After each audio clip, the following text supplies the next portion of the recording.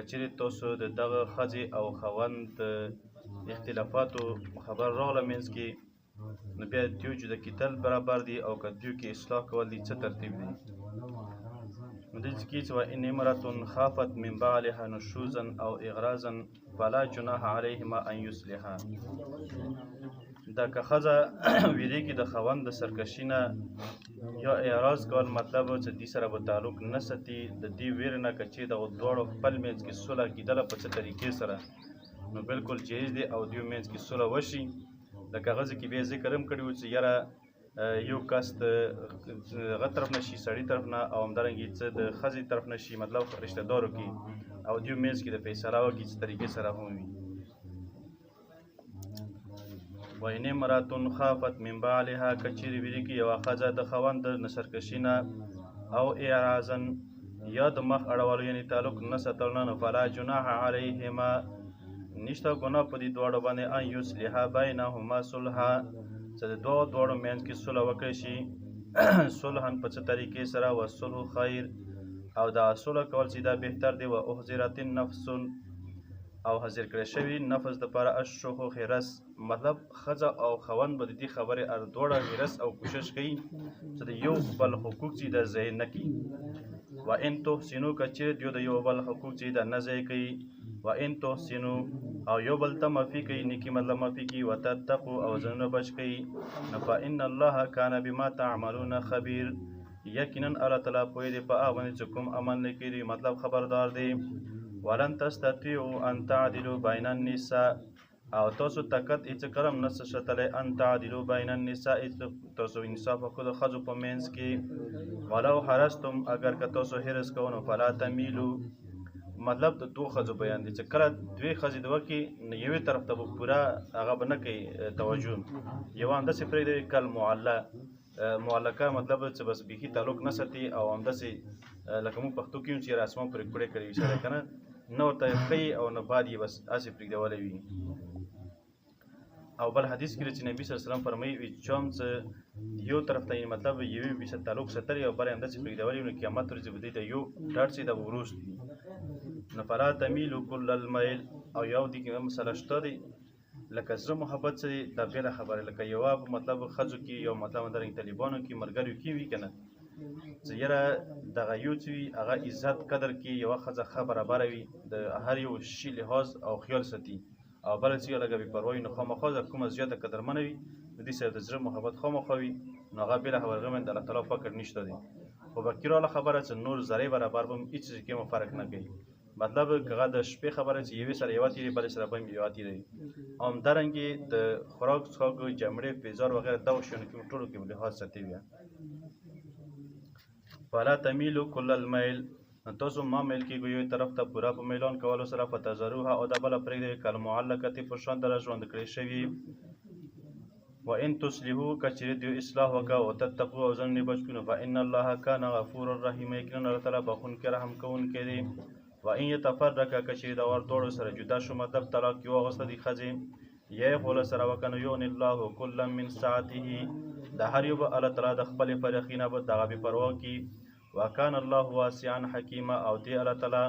فراخي راوستونکی او حلیمه او صبرناک. ولله ما فی السماوات و ما فی الارض، دې ځنه تر اخري هغه سمیعا بصیره پورې تخفیف اخروي ذکر کوي،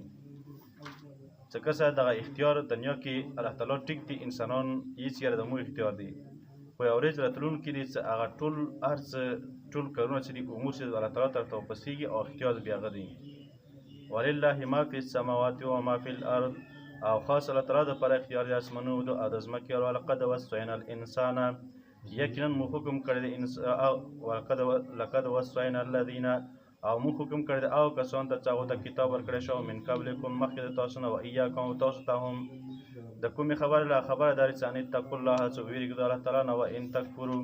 که چېرې تاسو انکار کوو یا کفر کوو، نو فان لله ما فی السماوات و ما فی الارض، نو یقینا الله تعالی دپاره اختیار د اسمانونو او د ځمکې دی. وکان الله غنیا حمیدا، دی الله تعالی بې پروا ته ستلی شوی ذات، مطلب صفت کړی شوی. ولله ما فی السماوات و ما فی الارض، او خاص اختیار د اسمانونو او د ځمکې د الله تعالی دپاره وکفا بالله وکیل او د الله تعالی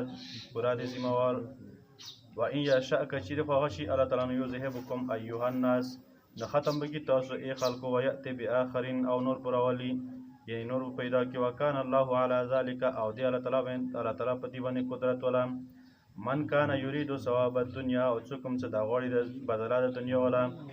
فعند الله ثواب الدنیا والآخرة الله تعالی سره بدلې د دنیا او د آخرت توړو دي وکان الله سمیعا بصیرا او دی الله تعالی اوریدونکي یا ایها الذین آمنوا كونوا قوامین بالقسط شهداء لله دا انم حکم سلطنی باندې روشنی اچي تفریق هغه ځکه چې خبره ذکر شو هغه ځکه دا خبره شبهه راولله چې یاره کوم خلک مطلب خپل او خپلوان وي او مور پلار شو یا یو غریب سړی شه یا یو مرتبه والا سړی شه جیددي سړی وي عهدې والا وي که ګوی راغله نو هغه باره کې ګوی کې بیا دروغ ګوی او همدارنګې ګوی نه انکار کول نو بیا داسې دي وینه دا شبهه ختموي چې یا ایها الذین آمنو ای او خلکو چې تاسو ایمان راوړی دی کونو شئ تاسو قوامین بالقسط شهداء لله انصاف سره کلک ودرېږو شهداء لله کوي کوونکي خاص الله تعالی دپاره والا وعلى انفسکم اگر که تاسو خپلو ځانونو باندې وي او الوالدین یا مور پلار وي والاقربین رشته دار وي ان یکون غنیا او فقیرا که دا مالدار وي او که غریبین فالله اولی بهما نو بس الله تعالی چې دغه دواړو نه بهتر دی یعنی شهداء لله فلا تتبعوا الهوى او تاسو تبعیداري مه کوئ د خواهشاتو والا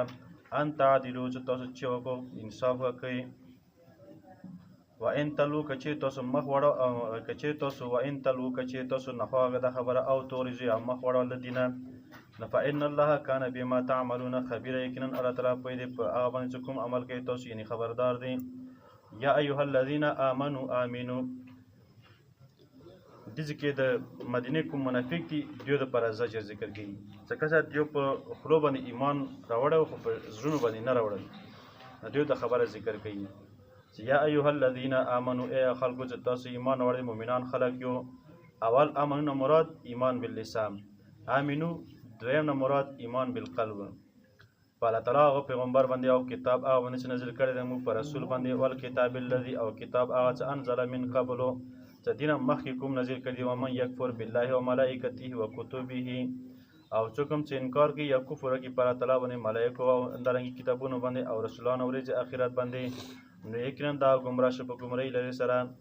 ان الذين يكن اخر كذا ایمان اورل ثم كفروا بیا دې کفر کوي ثم امنوا بیا ایمان اورل او بیا کفر کوي ثم ازدادوا كفرا او بیا زیات کی کفر یعنی مطلب باندې کفر حالت کوي لم يكن الله ليغفر لهم ندي الله تعالی ز بخنه وکي دوی ته ولا ليهديهم سبيلا مطلب چې زیات سرکشه وي او دوی ته به هدایتونه کې د برابر لري اعلان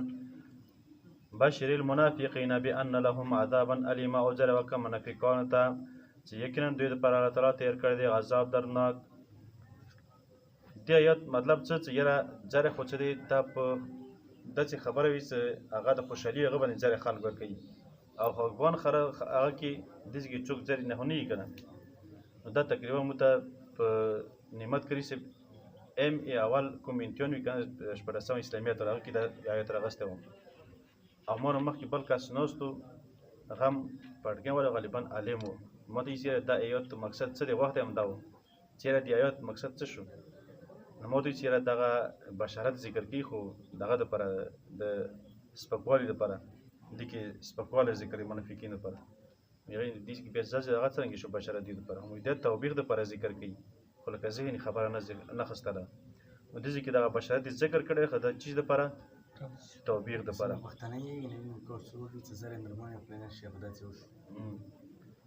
الذين خلق يتخذون الكافرين اولیاء څنګه نسیدا کافران سوای د مسلمانانو دوستان ایبتغون عندهم العزه آیت یولټی دیو سره عزت فإن العزه لله جميعا